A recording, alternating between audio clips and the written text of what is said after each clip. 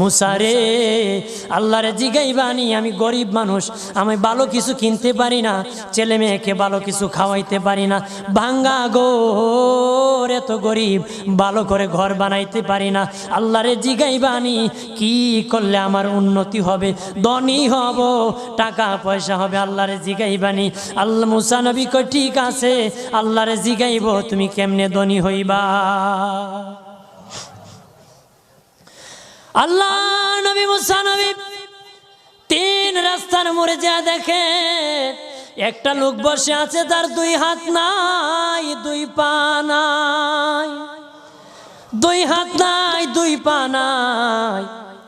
ওই লোক ডাক দিয়া কয়, মুসা রে, জীবনে কোনোদিন নিজে হাঁটতে পারি নাই, নিজ হাতে খেতে পারি নাই, কেউ খাওয়াইলে খাই, নতুবা উপবাস থাকি, বৃষ্টি আসলে ভিজি, সেখানে